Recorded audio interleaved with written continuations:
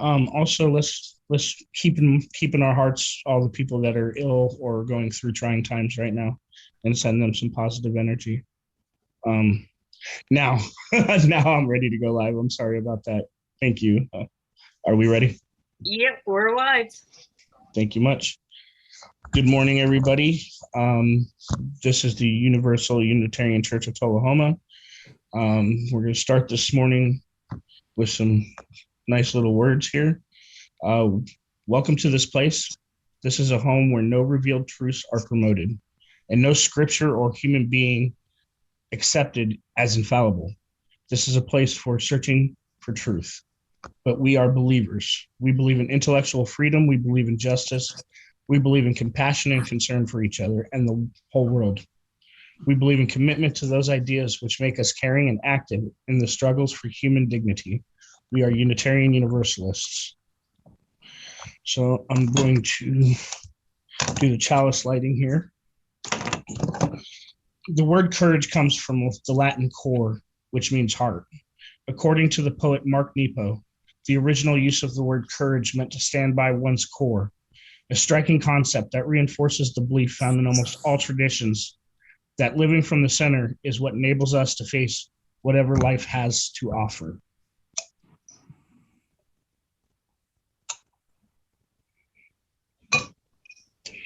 Okay, do we have any announcements?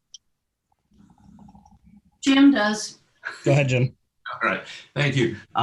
There will be a board meeting after service starting around noon, whenever we get done. I take a short break after the talk back, and there'll be a board meeting. Also, as far as the COVID numbers in our area, Chuck is continuing to give us updates, weekly updates. So the numbers are still going up. A week ago, I believe the number he gave us was like 115. Well, we're at 126, or no, it was 119. Then now it's 126 for our 7-county region. So that's cases per 70, the weighted average per 7-day caseload. So it's still going up. As far as the vaccination rate, that also is going up, but slowly. As of Friday, Tennessee was like at just a little over 45% vaccinated. Once again, our 7-county region's about 10 points below that. So we're right around 35, 36% vaccinated. And we still do have the 2 lowest vaccination rates in the state in Grundy and Moore County. Moore County's still in the teens, and Grundy just barely made it into 20. So that's the area we live in and what's going on. So as a couple people said, be careful and be safe. So that's it for me. Yep, absolutely. Please be careful and don't just think of yourselves, think of others too. So you may be vaccinated and not wearing a mask, and they may not be vaccinated and you may still carry it to them. So keep yourself as well as others in mind. Do we have other announcements? Rick has his hand up. Go ahead, Rick. In Chuck's absence and in Tom's silence, I want to remind everybody we have an ongoing Zoom based around the TED Talk each Thursday at 7 p.m. and the more the merrier. We've been running 6 or 7 folks, and we intend to continue that for some period of time. So we have fun. Come along. No popcorn though. How do you get on the TED Talk? Well, if you how do I get on the station y'all on? How do I hook up? Whatever. I can Tom can send it to you. Peter. Well, basically, you just show up and use this very same link, and just like you're joining in right now. And that's basically it. Use the same one I'm using now? Correct. Yes. And y'all was talking about the COVID. And my daughter is a critical care nurse, and she worked in Murfreesboro for a lifetime. And she came down here and she married a doctor, and she working in Manchester. And she tells me, and she gets really upset about people that had never took their shots. She says they're coming in and dying, and says she's tired of having dying people and them dying on her shift and all that and everything. And say they all say that they wish they'd have took the shot. Yep. But it's too late for them now. But she really gets upset about it. Well, it's apparently they say it's a freedom of choice. Yep. All Karen right. had Well, her hand up. thank you. Karen? I just wanted to add to the person who said, make sure you're masked and social distanced, that you need to do that even if you are vaccinated, because you still can get something that you can give to other people. That's all. I'll wear Absolutely. them. All right. Do we have other announcements? Yeah, I have one. Next Sunday, our speaker is going to be that famous Mr. Tom Bentley. And he's going to be speaking about a way to look at reality, a model. Yeah. Okay. Yeah. Thank you, Tom. I hope for the best on this one. But I think you might find it interesting. It basically has to do with the mind as a neural net and how that anyway, it has to do with our reality. I have a bit of good news. I just found out from Roberta that we are going to be at the Magic Castle on the 10th, I think. So it's going to be kind of fun. All right. Any other announcements? Hang on just a second. No? All right. For today's responsive reading, give me one sec here. Open the doors, push on looming wooden arches, embroidered with ironwork.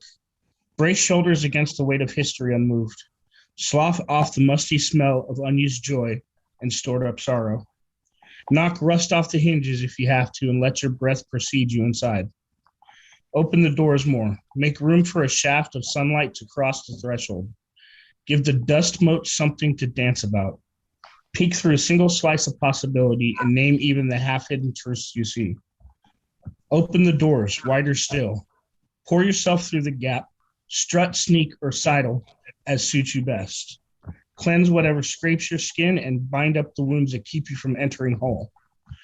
Open the doors as far as they will go. Draw on the strength of the stones beneath you. Ground yourself in a firm sense of who you are. Stand as a beacon, welcoming the next seeker, and shine far beyond the lintel and sill. Open all that you are, heighten and deepen your connections to the world around you. Broaden your definition of neighbor. Grow into the largest target for grace that you can muster and pray to become a gateway for even greater love and compassion. Open up the door, my friends. And for today's talk, we have the brother of Mr. Rick Phelps. His name is Tom, correct? Tom Phelps. And he will be speaking to us about the inequalities within the medical system. So go ahead, Tom. The mic is yours.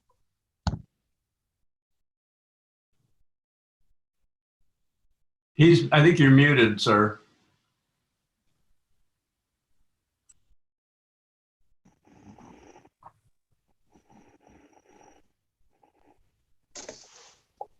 Mr. Phelps, Dr. Phelps, pardon me.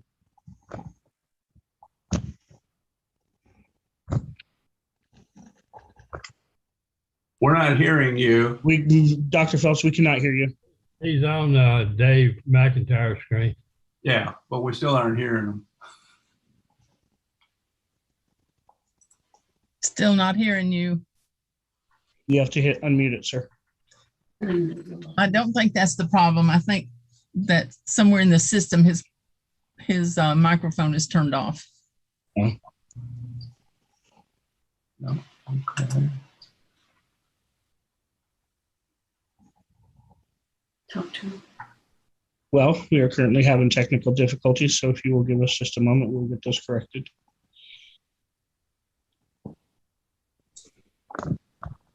There, that looks good. Try it now, Tom. It looks like you're unmuted. One of you guys say something that's on the screen. David. He's not muted. There's Yeah, something else going on. Yeah. No, okay, no. Dave was speaking to us through that computer a few minutes ago.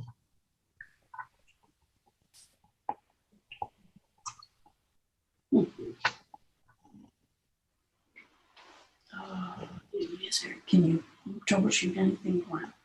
It's on there. Okay, Yeah, see, he's unmuted. okay, yeah. Tell him that from our, Oh, they're connecting to the audio now. They should. Are we on? You're Yes, sir. on. Finally, thank you. Hi, I'm Tom Phelps. Although I'm on Dave back.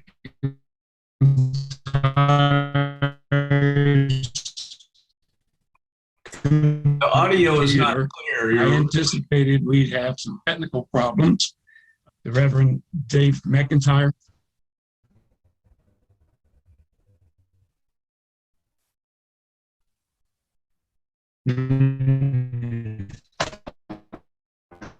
You have froze up and your audio is not coming through.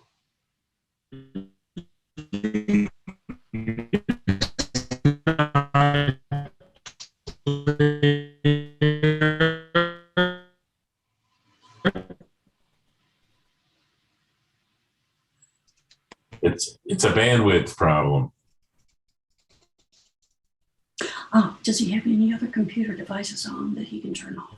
So Tom said it's a bandwidth problem. So are there any other devices in the house using your Wi-Fi or your bandwidth, your computer with? If they are, try and shut everything else off and give you more bandwidth.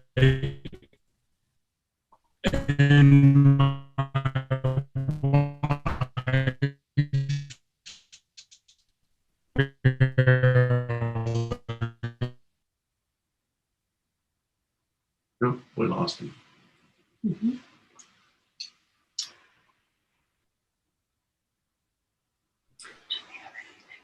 What's the next step there, Jim?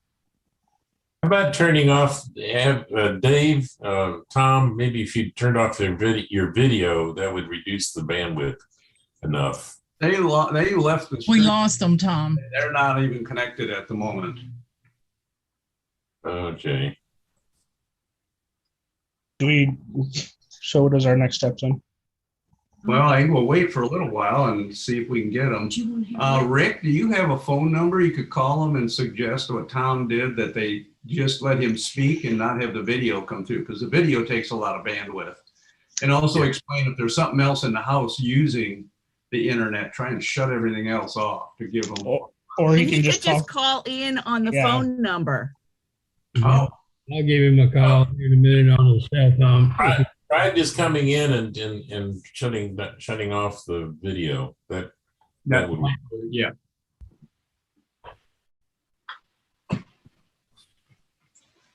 Well, I was not prepared for dead air. That's okay. We can live with dead air. Let's just send them positive energy that they. Yeah. Okay, time to practice, guys.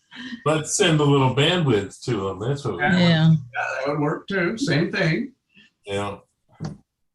When they do come back on, everybody make sure you mute yourself.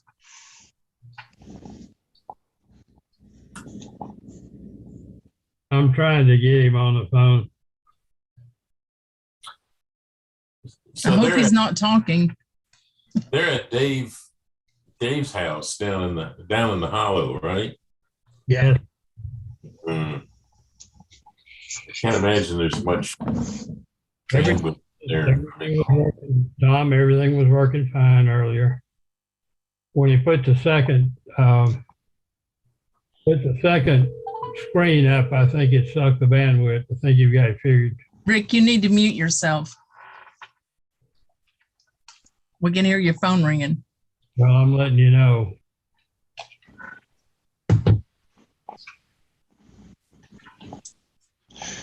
Thanks for confirming that. I thought that was just the ringing in my ears again.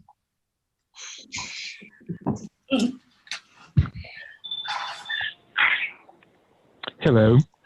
Can Yeah. anyone hear me there? Okay. I've reached you by phone. We're having technical problems with the computer, and we're turning everything off, so maybe we won't use the bandwidth. Okay. Tell Tom, me. Yeah, we can hear you fine. we can hear you fine if you want to continue. Okay. Well, that's just fine. If you can do, I'll proceed. First, let me thank my technical team, Marilyn, my wife, and the Reverend David McIntyre. We're down at the Cascade Hollow Lodge. We've been displaced from our home today, so I thought there might be some technical problems. I anticipated that, and I apologize for it. But if I didn't have these other folks, we would truly be lost, because I am a complete novice about technology here. So, but this is kind of about a technological talk. So if I may, I will just go ahead and start talking about a discussion on medical inequality in America. In Yuval Noah Harare's essay, Equality, in his book, 21 Lessons for the 21st Century, he makes the case that there has never been equality at any time in the history of mankind. Graves of Stone Age peoples reveal disparity, as some are adorned with beads and pottery and weapons, while other graves are completely bare and just full of dirt. And once the agricultural age came about, when man discovered wild wheat could be propagated, human disparity increased as the phenomena of property grew, and property is a prerequisite for long-term equality. Inequality. Hierarchy only solidified in the Middle Ages with serfs and lords, and it was even codified by religion. One's place was ordained by birth and accepted as such. The industrial age brought about a narrowing of disparity because, well, workers were needed to run machinery and were therefore very valuable. But it also brought about the incredibly rich robber barons versus increases in evils like child labor. The idea of human equality is largely a late modern era ideal, embodied in the American and French revolutions in the 18th century and in the industrialization of society in the 19th century. But while the, quote, unanimous Declaration of the 13 United States of America of July the 4th, 1776 stated that we, quote, hold these truths to be self-evident, that all men, with a capital M by the way, are created equal, and that they are endowed by their Creator with certain unalienable rights, that among these are life, liberty, and the pursuit of happiness. It did not apply to Black people, women, or people without property, that is, the poor. The 20th century brought about some realization of equality. 2 world wars boosted industrialization. Okay. All right. Industrialization and workers created a middle class. Civil rights for the disenfranchised Americans made headway, but there was a war on poverty, which is really America's longest lasting war.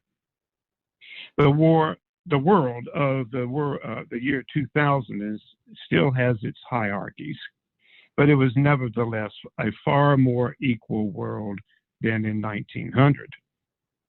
And now, as we stand on the cusp of the 21st century, liberal hopes for a more equal world seem in reach. The internet is creating a more connected world. The new economics of globalization is seen as the savior of the developing world. The world is becoming more egalitarian. Not so fast. Today, the richest 1% own 1/2 of the world's wealth. The richest 100 people own more than the poorest 4 billion people. Incorporation and monopolization is strengthening, leaving behind the masses. Artificial intelligence, that Frankensteinian tool, threatens to deplete the economic value of humans. That is, if humans don't work, produce, or fight for the nation, what is their value to the government? Why then educate them? Why insure them? The same can be said of the corporations who heavily invest in artificial intelligence. Their mantra is, quote, minimal employment. I recall visiting a coal mine in West Virginia 40 years ago. I was shown something called a German plow, a hydraulic machine with a scraper that produced more coal than 50 miners wielding dynamite and shovels.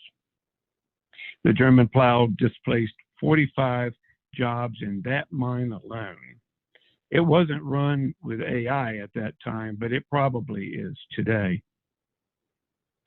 So how can equality be achieved if most humans are workless, valueless, and impoverished, while a few grow incredibly wealthy by owning the data running artificial intelligence?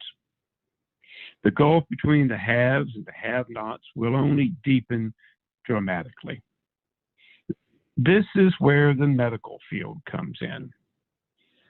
The last 100 years has seen fantastic progress in medical technology in America.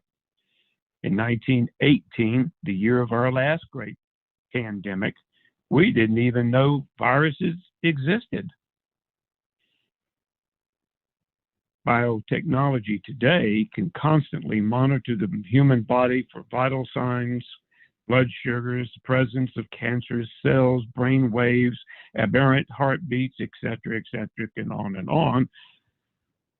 A sleep test for sleep apnea used to be a laborious, in-lab, expensive affair, requiring the correct positioning of 25 biosensors placed meticulously by a highly trained sleep technician who stayed up all night observing the patient, all recorded on an electroencephalograph paper that filled a 12 by 10 by 4-inch box weighing about 8 pounds.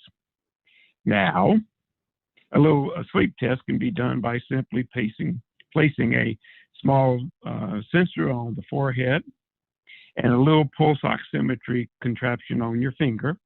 Very little human involvement.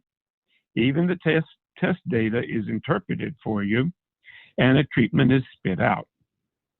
This is one reason I am a retired physician. In the future, biosensors will continue to become more and more sensitive and selective, and significant life expansion or even immortality may become possible. That is for the rich and powerful.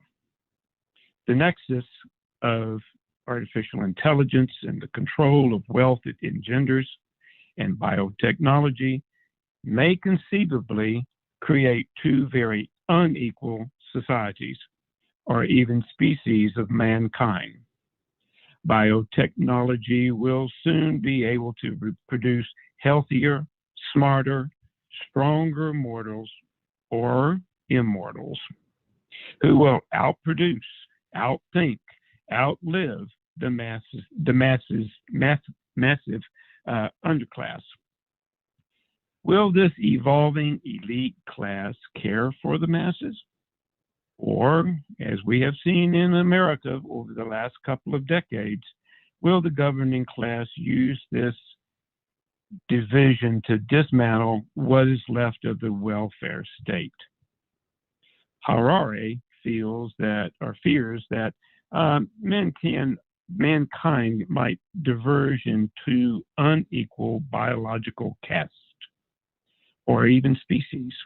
He states globalization will unite the world horizontally by erasing national borders, but it will simultaneously divide humanity vertically.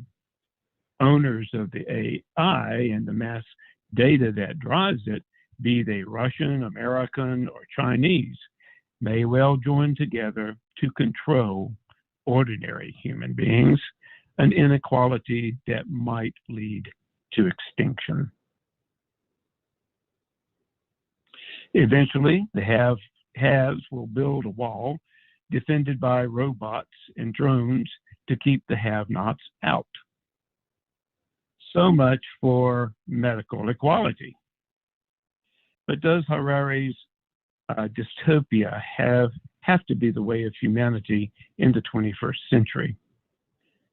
What if the biosensors and the benefits of AI were given to all humans and not controlled by an elite minority? In our capitalistic system, this would probably be labeled socialism or communism by the entrepreneurs who would seek to control wealth. Other countries, such as Britain, Sweden, or New Zealand, which have a more benevolent and inclusive outlook for humanity, may indeed take another route. But will those nations exist in a world dominated by unconscious AI? The difference between human and artificial intelligence is consciousness. AI does what it's programmed to do. It is loyal to its program, totally. It does not possess consciousness. Most of you have heard the stories about people driving into the ocean because Siri told them there was a road there, or driving off a collapsed bridge despite bridge out signage are everywhere because Google Maps directed them to cross it. Well, this is the very definition of unconsciousness. Yet those things really happen. The use of AI and biotechnology must have conscious guidance, or else vast harm and abuse will occur. To manufacture a car that drives itself is relatively simple compared to programming ethics. And when we defer all of our decision-making to AI, as we are wont to do, societal disaster lurks. At this point, let us turn from the future and examine the past. How does one measure the quality of health? The usual metrics are 1, life expectancy, 2, infant mortality, 3, number of years lost or early death, and 4, chronic disease burden. Then there are specific data about the different diseases such as cancer, lung, diabetes, heart disease, and so on. Health disparities are then the differences one observes in the data collected on certain groups, say Native Americans, immigrants, veterans, African Americans, whites, gender, LGBTQ, and so on. For those interested, there are massive comparative data published yearly by the CDC in the state of health disparities in the United States. I have tried to pick some meaningful comparisons amongst the above mentioned groups that will help prove or disprove medical inequality in America. First, let's look at life expectancy. Overall, Americans in 2020 can expect to live 77.8 years, down incidentally from 78.8 years in 2019. All males expect 75.1 years, down 1.2 years in 2019, and females 80.5 years, down 0.9 years from 2019. The CDC states that race and ethnicity is the most obstinate disparity in equity in health. In 2020, overall, a white person expects to live 78 years, but African Americans only 72 years. White males, 75.5 years. Black males, only 68.3 years. A white female is expected to survive for 80.6 years, and black females, 75.8 years. This is certainly a significant statistical difference. Let's ask ourselves, why does it exist? Is it genetic? Is it gender-based, race, environmental, or something else?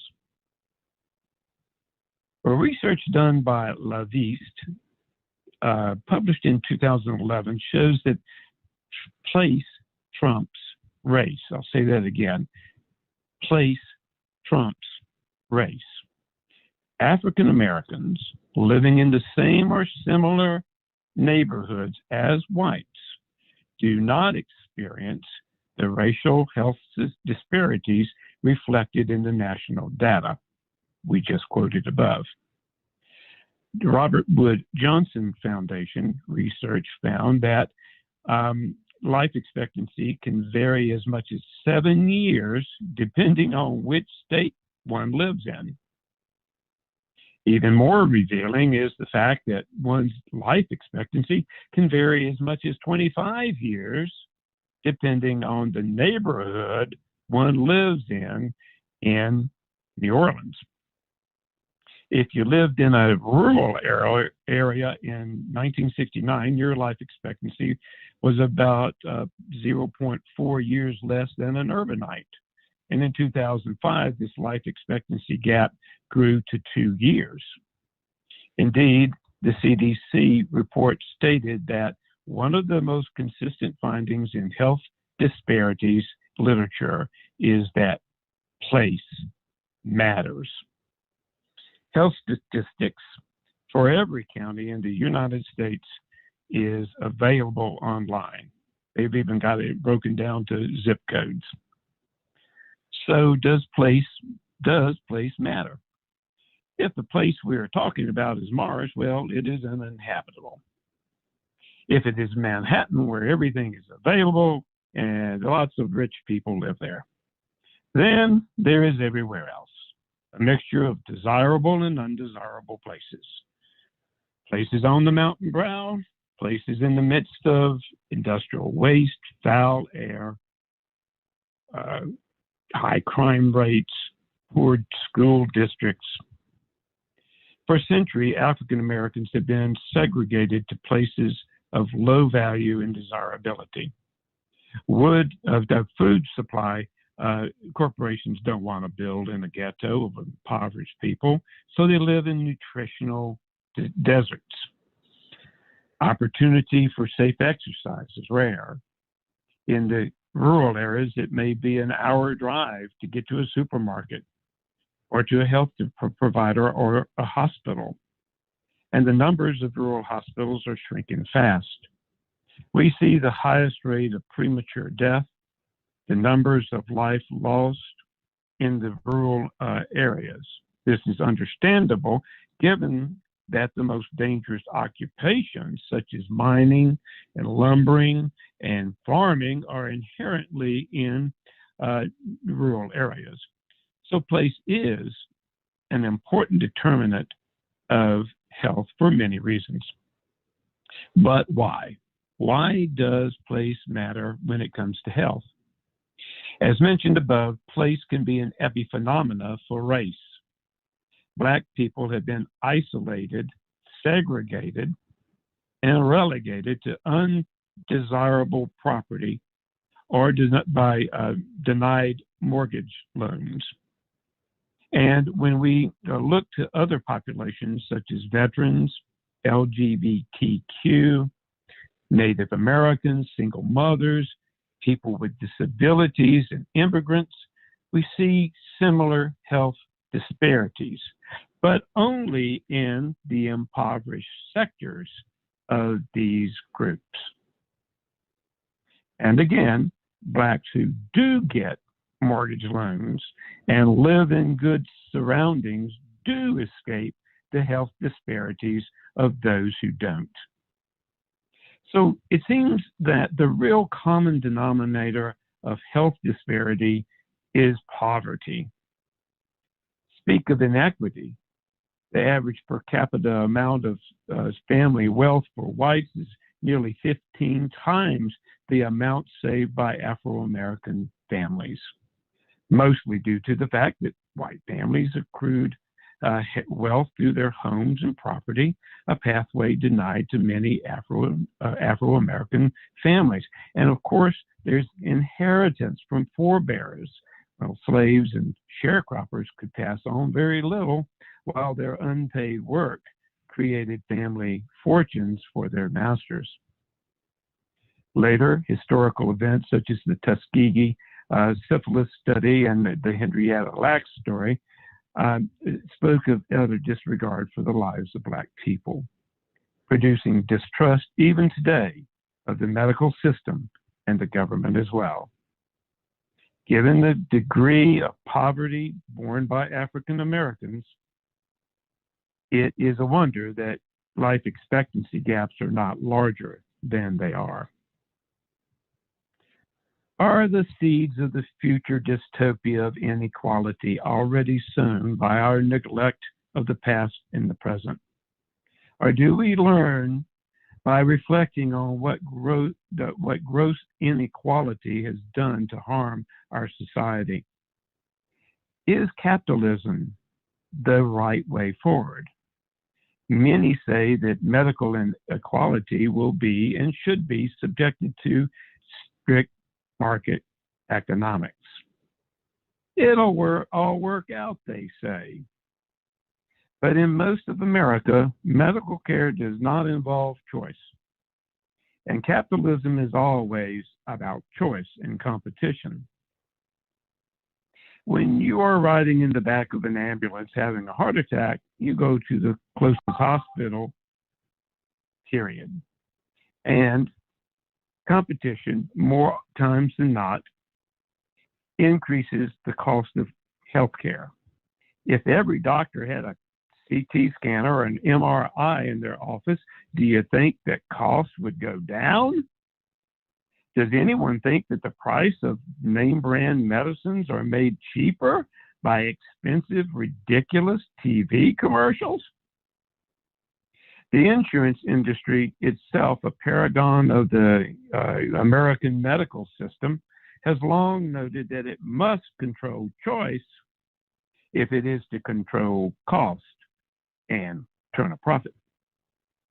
The Affordable Care Act utilized the insurance system to gain coverage for more people and supplemented premiums to make them more affordable for middle-class Americans. Opponents called it socialism. People making less than the poverty level were to be covered by increased Medicaid enrollment paid for by the federal government mostly. That was legislatively blocked in Tennessee and in about 17 other states. And now we have over 380,000 Tennessee residents who are without any health insurance at all. And at least 16 rural hospital closures are one of those results of uninsured people. It is really sad for me to see patients suffer, even when Tennessee has a huge rainy day fund and other surpluses. and turns away federal monies meant to take care of these impoverished citizens. And having uninsured patients eventually drives up the cost of health care for everyone, let alone the fact that these people do die from lack of good health care. Shouldn't the market care for everyone? But it does not. For Americans today, the largest debt burden borne is due to medical bills. Most bankruptcies are caused by illness. I have focused on only one or two populations in America and have not dwelt with the statistical data to any big degree. We can discuss specific medical disparities and causality in the question answer to follow. There are a myriad of causes for medical disparities in the various populations, be they Native Americans or LGBTQ or people with disability, and they need our reflection. But the root of the disparity, I believe, is poverty. Why do Native Americans who have legal rights to federal health care services have a mortality rate of 50% higher, an infant mortality rate 1.5 times higher, twice the rate of diabetes, a tuberculosis rate of 6.3, while white populations is 0.8, and twice the suicide rate? They have health care, and it's free. But we've really never addressed the poverty and the isolation of the reservation. Will gambling casinos be the remedy for Native American health disparity? Capitalistic, profit-driven medical care taken to its logical end may lead us to Harari's dystopia of a society of elites who control all the wealth while the rest of humanity sinks to barbaric tumult and possible extinction. While I don't believe necessarily that all people are equal, I do believe that all people deserve adequate health care. I believe it is a basic right, and it must be so, or we will end up making Harari's predictions come true. That is the end of my message, and I'm going to join on visual Zoom here in a minute so we can get to the question portion of this. Thanks for listening. Thank you for your talk. It is, well, I'm going to do some reading here in a second, but we'll have about a 10-minute break after I read our closing words. You did it. Yeah. Let us go forth into the world through a door of hope for the future. Remember these words by Martin Luther. Even if I knew that tomorrow the world would go to pieces, I would still plant my apple tree. So may it be with us. So thank you for joining us today for our talk, and we will see you back here in about 10 minutes for talkback. Thank you, Ricky. You're welcome. Thank you. You're still